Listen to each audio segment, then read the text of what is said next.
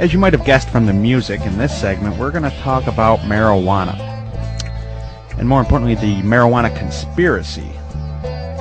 To do that, I'm going to read an article by Doug Yerke titled The Marijuana Conspiracy, The Real Reason Hemp is Illegal. You can find it at IlluminatiNews.com. And it begins. Marijuana is dangerous. Pot is not harmful to the human body or mind. Marijuana does not pose a threat to the general public. Marijuana is very much a danger to the oil companies, alcohol, tobacco industries, and a large number of chemical corporations. Various big businesses with plenty of dollars and influence have suppressed the truth from the people. The truth is, if marijuana was utilized for its vast array of commercial products, it would create an industrial atomic bomb. Entrepreneurs have not been educated on the product potential of pot. The super rich have conspired to spread misinformation about an extremely versatile plant that, if used properly, would ruin their companies. Where did the word marijuana come from? In the mid-1930s, the M word was created to tarnish the good image and phenomenal history of the hemp plant. As you will read, the facts cited here with references are generally verifiable in the Encyclopedia Britannica, which was printed on hemp paper for 150 years. All school books were made from hemp or flax paper until the 1880s. It was legal to pay taxes with hemp in America from 1631 until the early 1800s. Refusing to grow hemp in America during the 17th and 18th centuries was against the law. You could be jailed in Virginia for refusing to grow hemp from 1763 to 1769. George Washington, Thomas Jefferson, and other founding fathers grew hemp. Benjamin Franklin owned one of the first paper mills in America, and it processed hemp. Also, the War of 1812 was fought over hemp. Napoleon wanted to cut off Moscow's export to England. For thousands of years, 90% of all ships, sails, and rope were made from hemp. The word canvas is Dutch for cannabis. 80% of all textiles, fabrics, clothes, linen, drapes, bedsheets, etc. were made from hemp until the 1820s with the introduction of the cotton gin. The first Bibles, maps, charts, Betsy Ross's flag, the first drafts of the U.S. Declaration of Independence, and the Constitution were made from hemp. The first crop grown in many states was hemp. 1850 was a peak year for Kentucky, producing over 40,000 tons. Hemp was the largest cash crop until the 20th century.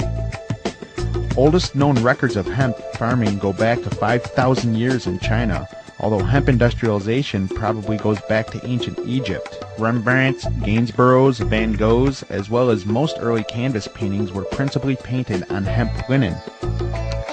In 1916, the U.S. government predicted that by the 1940s all paper would come from hemp and that no more trees need to be cut down. Government studies report that 1 acre of hemp equals 4.1 acres of trees. Plans were in the works to implement such programs. Quality paints and varnishes were made from hemp seed oil until 1937. 58,000 tons of hemp seeds were used in America for paint products in 1935.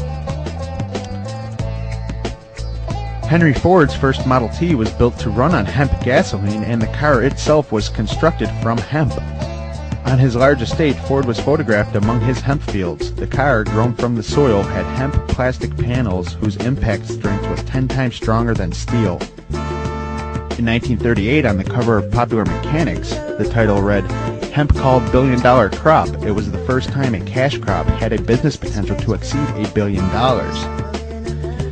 Mechanical Engineering magazine published an article entitled "The Most Profitable and Desirable Crop That Can Be Grown." It stated that if hemp was cultivated using 20th century technology, it would be the single largest agricultural crop in the United States and the rest of the world. The following information comes directly from the United States Department of Agriculture's 1942 14-minute film encouraging and instructing patriotic American farmers to grow 350,000 acres of hemp each year for the war effort. When Grecian temples were new, hemp was already old in the service of mankind. For thousands of years, even then, this plant had been grown for cordage and cloth in China and elsewhere in the East. For centuries prior to about 1850, all the ships that sailed to the western seas were rigged with hempen rope and sails. For the sailor, no less than the hangman, hemp was indispensable. Now with Philippine and East Indian sources of hemp in the hands of the Japanese, American hemp must meet the needs of our Army and Navy as well as of our industries. When the Navy's rapidly dwindling reserves are gone, American hemp will go on duty again. Hemp for mooring ships, hemp for tow lines, hemp for tackle and gear, hemp for countless naval uses both on ship and shore. Just as in the days when Old Ironside sailed the seas victorious with her hempen shrouds and hempen sails. Hemp for victory. Hemp cultivation and production do not harm the environment. The USDA Bulletin number 404 concluded that hemp produces 4 times as much pulp with at least 4 to 7 times less pollution. It has a short growing season. It can be grown in any state. The long roots penetrate and break the soil to leave it in perfect condition for the next year's crop. The dense shock of leaves, 8 to 12 feet above the ground, chokes out weeds. Hemp, this new crop, can add immeasurably to American agriculture and industry. In the 1930s, innovations in farm machinery would have caused an industrial revolution when applied to hemp. This single resource could have created millions of new jobs, generating thousands of quality products.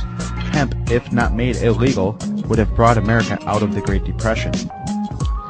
William Randolph Hearst and Hearst Paper Manufacturing Division of Kimberly-Clark owned vast acreage of timberlands.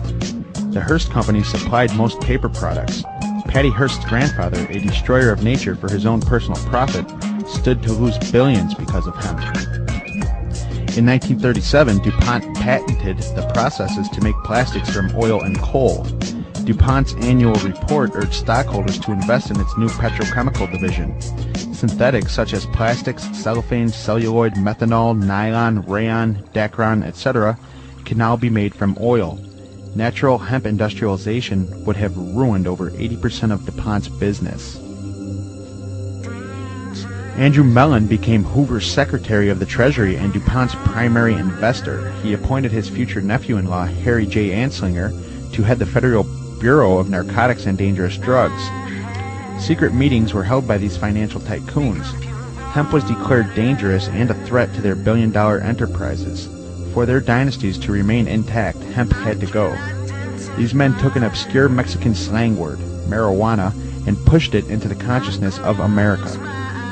A media blitz of yellow journalism raged in the late 1920s and 1930s. Hearst's newspapers ran stories emphasizing the horrors of marijuana. The menace of marijuana made headlines. Readers learned that it was responsible for everything from car accidents to loose morality.